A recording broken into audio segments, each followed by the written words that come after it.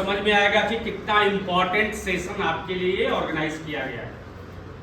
सबको ये पता होना चाहिए कि स्वस्थ तन में ही स्वस्थ मन का निवास होता है।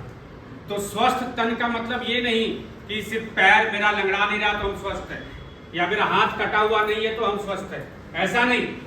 आज के दिन में सबसे बड़ा प्रॉब्लम जो है वो है मानसिक। और आप जैसे लोगों के लिए जो एकदम नेक टू कट वाला पोजीशन में है, कॉम्पिटिटिव दौर में है, जहां पे नौकरियां नहीं है, आपको खुद को ग्रो करना है, उस समय तो और ज्यादा मानसिक तनाव में हमारे बच्चे गुजर रहे हैं। पीयर प्रेशर, पेरेंट का प्रेशर, मार्क्स गेन करने का प्रेशर, नौकरी पाने का प्रेशर, कई तरह के प्रेशर आप झेल रहे हैं, मुझे पता है।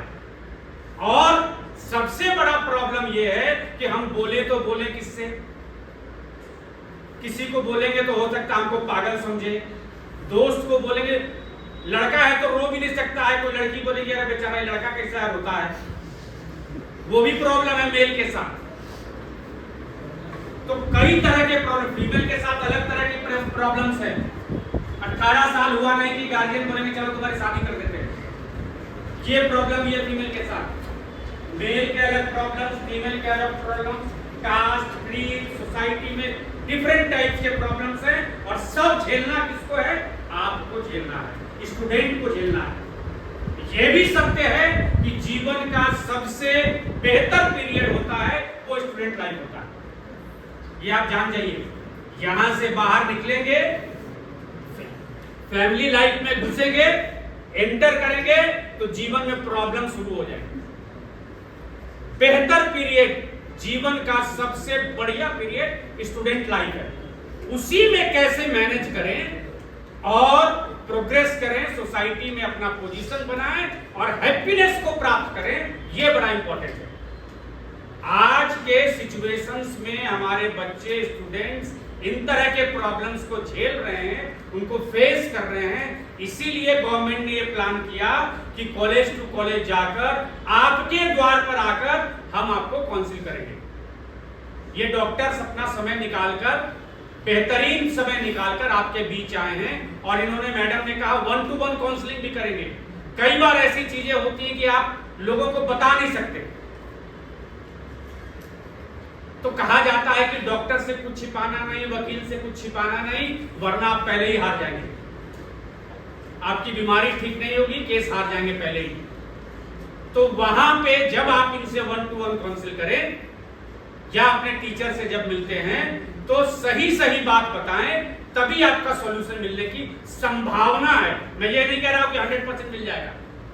कई बार ऐसा होता है कि जो दवा आपको दी जाती है हो सकता है सूट ना करे, ऐसा भी होता है कई बार ना, लेकिन चांसेस होते हैं, 90% चांसेस होते हैं, क्योंकि वो एक्सपर्ट हैं। तो आपको जो ट्रीटमेंट देंगे, जो दवा देंगे, दवा मतलब मेंटल खुराक ही देंगे, काउंसलिंग देंगे, उसी से आपका काम हो जाए। 90% केसेस में, 98% के केसेस में, 2% केस में काम नहीं कर सकता, क्योंकि हम भगवान तो नहीं है, डॉक्टर भगवान नहीं। अगर 100% ट्रीटमेंट हो जाता तो वो भगवान बन जाते, ऐसा नहीं होता। लेकिन चांसेस ज्यादा होते हैं।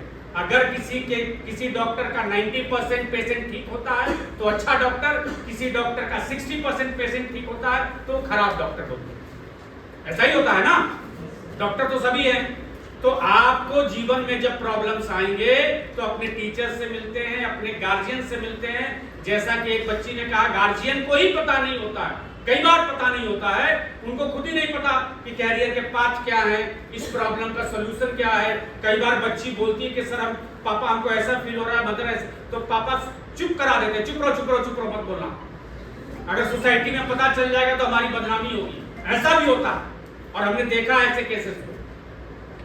तो वो गार्जियंस की अनभिज्ञता है, वो नहीं हैंडल कर पा रहे हैं, तब अपने आप टीचर से मिलते हैं। अभी आपके पास एक्सपर्ट गाइड्स आए हैं, उनसे आप मिलेंगे। तो ये मेंटल हेल्थ जिस दिन आपका बड़ा हो जाएगा, अच्छा हो जाएगा। एक व्यक्ति तभी सक्सेसफुल होता है जब वो आत्मविश्वासी हो, सेल्फ डिसिप्लिन हो और दिमाग से पैदल नहीं हो, तब वो जरूर सोसाइटी में सक्सेसफुल करेगा। नौकरी पाना सबके लिए जरूरी नहीं है। एक कॉन्फिडेंट बच्चा बाहर सोसाइटी में जाएगा तो एंटरप्रेन्योरशिप उसके पास आएगी और वो स्टार्टअप शुरू कर सकता है। हो सकता है कि 10 लोग को नौकरी दे हो। क्लास में 98% मार्क्स लाने वाला बच्चा सोसाइटी में सक्सेसफुल होगा, ये कोई गारंटी नहीं है। तो हम सोसाइटी में ये चाहते हैं कि आपका दिमाग स्वस्थ रहे, आप एक कॉन्फिडेंट बच्चा बने और डिसिप्लिन बच्चा बने, डिसिप्लिन स्टूडेंट रहे। जो व्यसन है, जैसे कि अभी आपके पास टोबैको वाले लोग आएंगे, आपको पता ही नहीं है कि हम कहां पे हम भटक रहे रास्ते को। थोड़े देर की मजा के लिए, थोड़े देर के लिए प्लेजेंट के लिए, प्लेजर के लिए गलत चीजों की तरफ चले जा रहे हैं और वो फिर एक बार दलदल में घुसे तो निकलना मुश्किल हो जाता है। तो किस तरह से अपने आप को इन चीजों से बचाएं जो चारों ओर चीजें आपको खींच रही हैं गलत राह में, वैसे कैसे अपने आप को बचाएं। बचाने वाला कोई नहीं है। माता पिता भी एक समय के बाद आपका साथ छोड़ देंगे। एक माँ बाप अगर 4 बेटा है, उसी बेटा के पास रहेंगे बुढ़ारी में या बुढ़ापे में जो कि वेल टू डू है, जो गरीब आप नहीं कमाते हैं, आपके पास वो पैसा नहीं है, तो माता पिता आपके साथ भी रहना नहीं चाहेंगे। उनकी भी मजबूरी है। बीमार पड़ेंगे तो दिखाएगा कौन? जो खुद नहीं खा सकता उसको कौन इलाज कराएगा?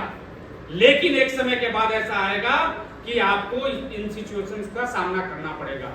तो अपने आप को इस लायक बनाइए, मेंटल हेल्थ के साथ, व्यसन को छोड़ते हुए छोड़ के साथ और कॉन्फिडेंस के साथ गेन कीजिए शिक्षा को।